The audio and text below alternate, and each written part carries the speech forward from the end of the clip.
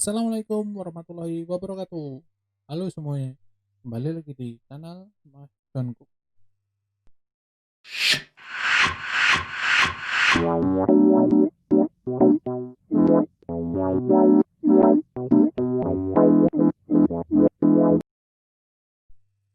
Baik, di video kali ini saya akan melanjutkan pembahasan saya sebelumnya tentang pembahasan dari cerita saya sebelumnya tentang bagaimana komputer itu bekerja. Nah, terakhir di video itu saya menjelaskan tentang data yang diolah oleh CPU, yaitu data dalam bentuk biner. Saya akan membahas lebih dalam mengenai angka biner itu sendiri. Angka biner atau kita dalam bahasa Inggris disebut binary yang kemarin ya, bentuknya adalah angka deretan angka 1, 0, dan seterusnya, 1, 0, 1 dan seterusnya. Tapi saya akan jelaskan mengenai apa itu binary. Jadi bagi yang sudah tahu bisa memperdalam pengetahuan tentang angka ini, bagi yang belum tahu bisa mendapatkan pengetahuan tambahan. Baik, saya mulai dengan angka desimal dulu. Angka desimal kalau di ilmuwan bidang komputer kita kenal angka desimal. Desimal itu setiap simbolnya disebut dengan digit. Ya. Dia berisi 10 simbol. Oke. Jadi kalau saya punya angka 69 itu berarti 2 digit, 696 itu berarti 3 digit, dan seterusnya. 10 simbol itu mulai dari angka 1 sampai dengan 0. 10 simbol 1, 2, 3, 4, 5, 6, 7, 8, 9, 0. Saya hanya menyebutkan yang ada di keyboardnya.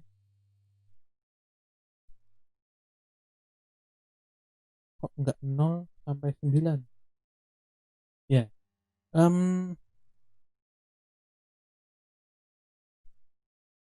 ini menjadi pertanyaan menarik. Kenapa kok di keyboard kita 1 sampai 0 bukan 0 sampai 9? Saya juga menyebutnya 1 sampai 0. Ini menurut cerita yang pernah saya dengar. Ya, menurut ceritanya, jadi angka 0 itu merupakan angka yang ditemukan terakhir. Angka yang ditemukan terakhir. Jadi eh, penemunya penemunya itu katanya memikirkan angka berapa itu yang tidak punya nilai.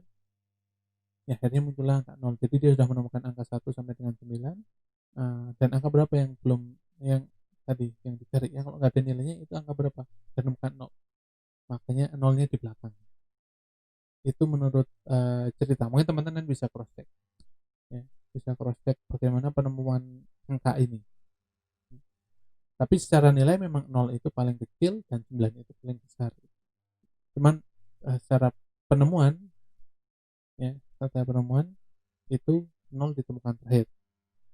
Ya nanti mungkin saya akan bikin video klarifikasi gitu ya mengenai penemuan ini. Cuman untuk kali ini saya akan nggak bahas itu.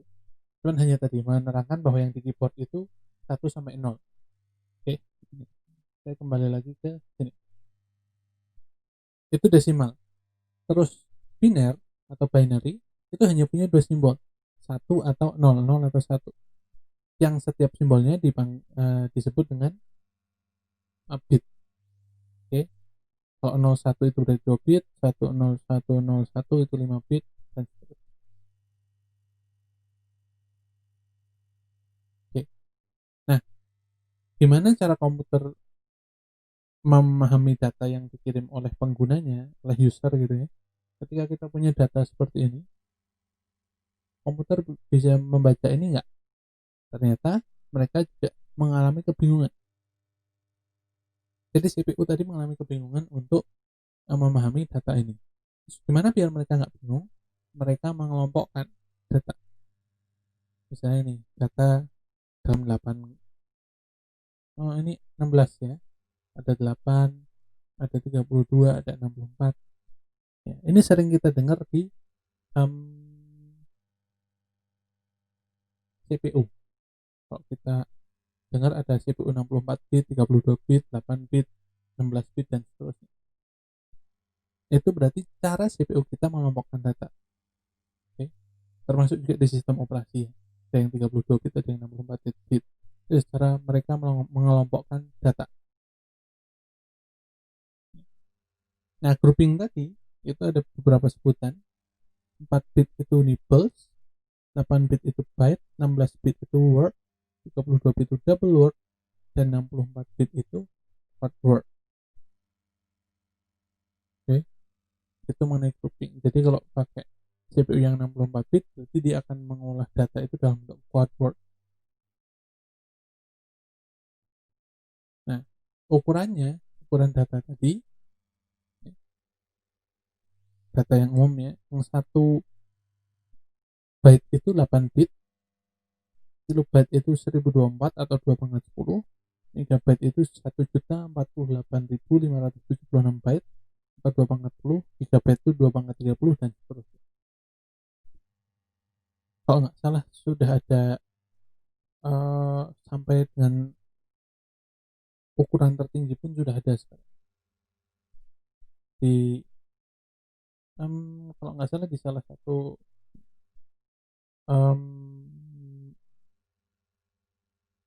akun Instagram itu udah ada yang pernah membagikan ini tentang ukuran data di dalam komputer. Saya sih sempat menyimpan juga di akun Instagram saya juga. Oke, jadi artinya ini pangkatnya ini akan naik per 10 seperti itu. Ada beta, zeta, hexa, dan seterusnya. Oke, cuman yang penting kita pahami bahwa setiap unit ini, setiap kenaikan unitnya naiknya adalah 2 pangkat 10. Jadi kalau kita dengar 1 giga itu bukan 1000 mega, ya, bukan 1000 mega tapi ataupun 1 miliar byte, tapi adalah 2/30 atau 1.073.741.824. Seperti itu. Ini nggak ada rupiahnya tapi ya, ini byte.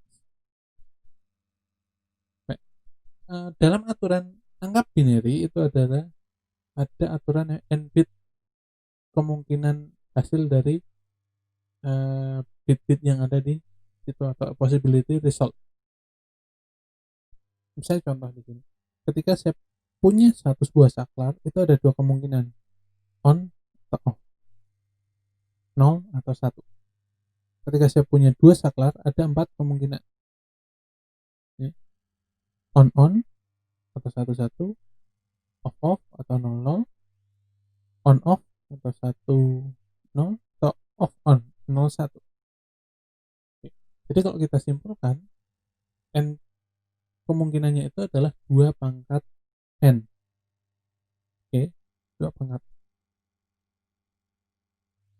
Nah, untuk yang 32 bit tadi, berapa kemungkinan nilai yang ada di sini 2/32 adalah 4 miliar sekian. Di sini ada satu hal yang menarik di sini. Artinya di sini kalau kita ngomongin OS 32 bit gitu ya, OS 32 bit itu maksimal jumlah RAM yang bisa dibaca oleh OS 32 bit adalah 4 GB. Ya, adalah 4 GB. Nah, ada satu hal yang menarik di sini. Kalau kita ngomong dia adalah 4 GB,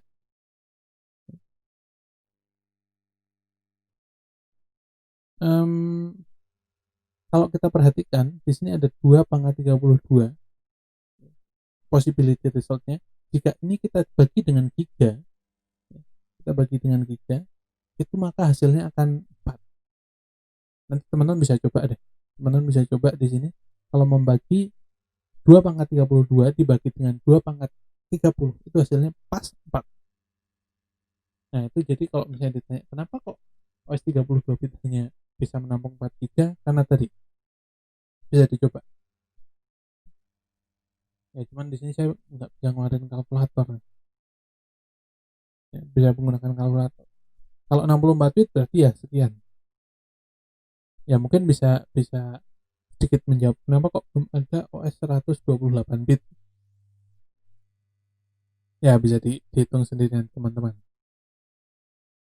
Nah, maksimal nilai desimal dari binary bit binary tadi, maksimal value-nya adalah 2 pangkat n minus 1.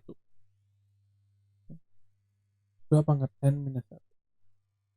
Misalnya, ketika saya punya 2 pangkat 3, artinya maksimal nilai desimalnya ya, ketika dijumlahkan semua, itu adalah 7. 2 pangkat n minus 1, ya 7. Ini gini, ketika ada 3, berarti ada 2 pangkat 0, 2 pangkat 1, 2 pangkat 2, kita jumlahkan semua, 4 ditambah 2 tambah 1, berarti 7, seperti itu. Ya. Oke.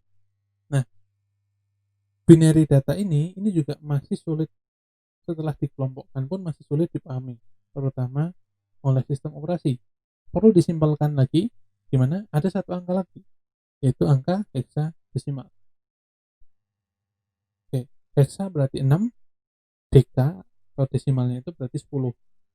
Tadi ya, ada 10 simbol 1 sampai 0 miliknya desimal, dan tambahan simbol A sampai dengan F. Jadi kalau misalnya menemukan deretan string gitu ya, di situ ada angka dan A sampai F, itu kemungkinan dalam bentuk hexadesimal. Nah, ini gambaran dari pemetaan biner, desimal, dan hexadesimal.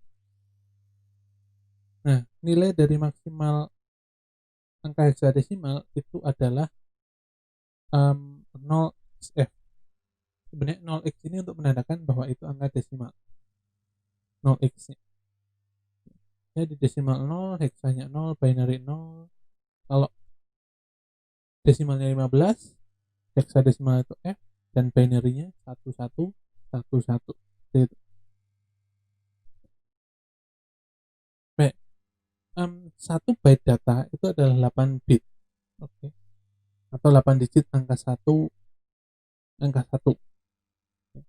digit hexadesimal itu 4 digit biner.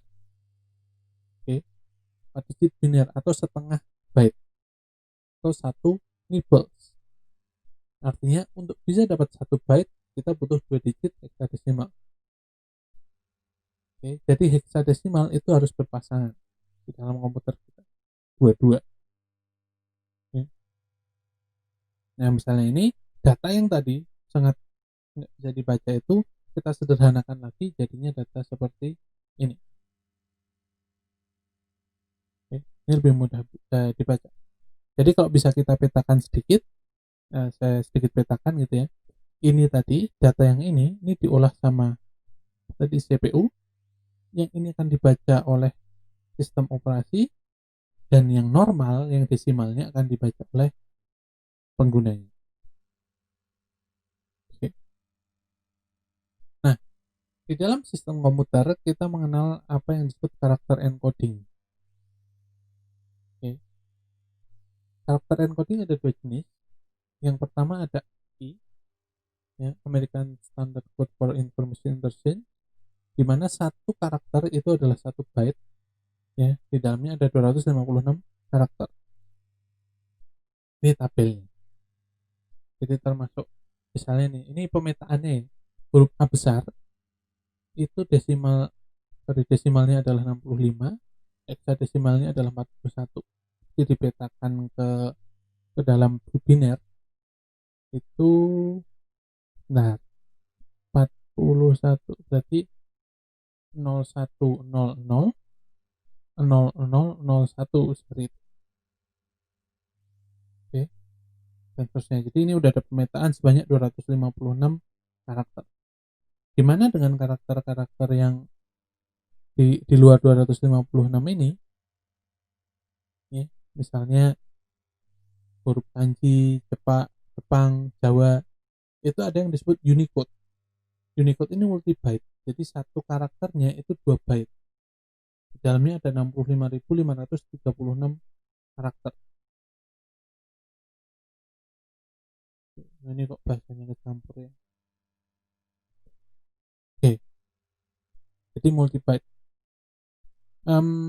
Nanti saya akan coba bikin satu video lagi gitu di mungkin bagian selanjutnya. Saya akan bikin video menunjukkan perbedaan antara yang Unicode dan ASCII tadi ya.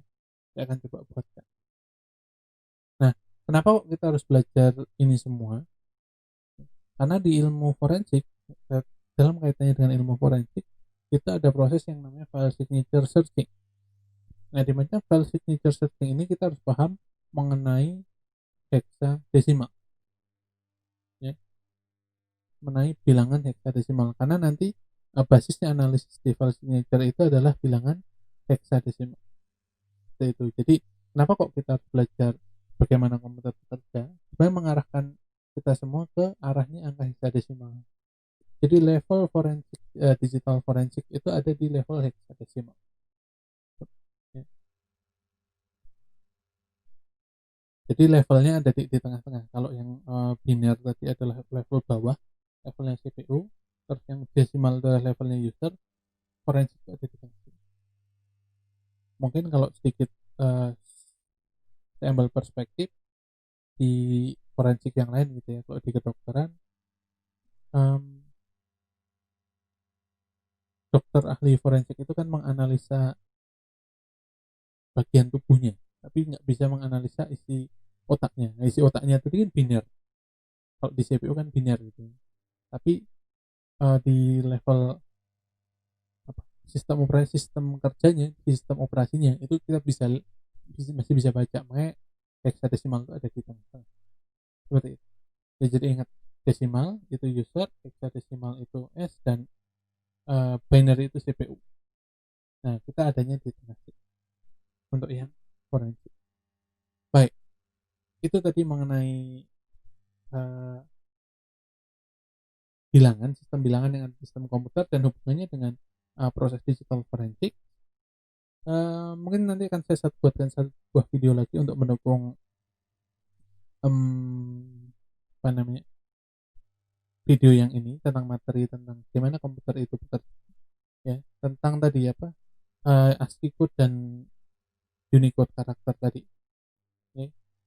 Untuk melihat perbedaannya seperti apa, agar teman-teman di sini mungkin lebih jelas.